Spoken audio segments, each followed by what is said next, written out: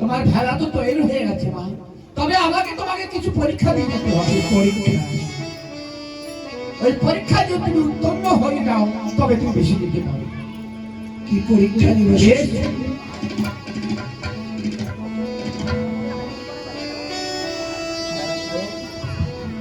এই তো মা, এই সুইর পরে নৃত্য করে তোমাকে দেখাতে হবে।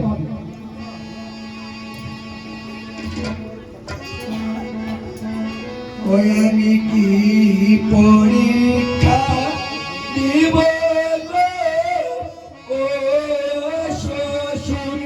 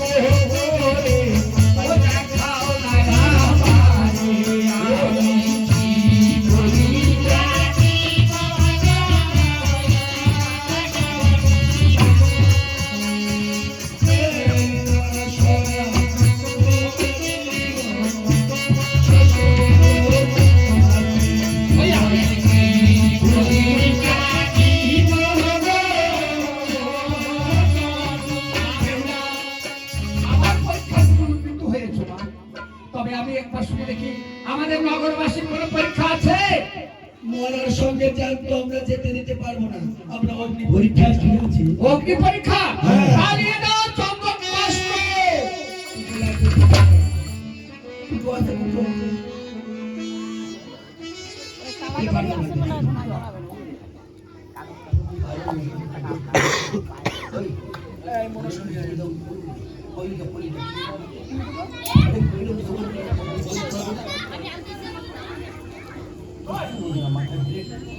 আরে এই পল্লীটা উঠো পল্লী ওনার গলা গেছে ভাঙিয়ে দিচ্ছে কেন সবাই বলতো সবাই বুঝলি ওটা বুঝতে পারিনি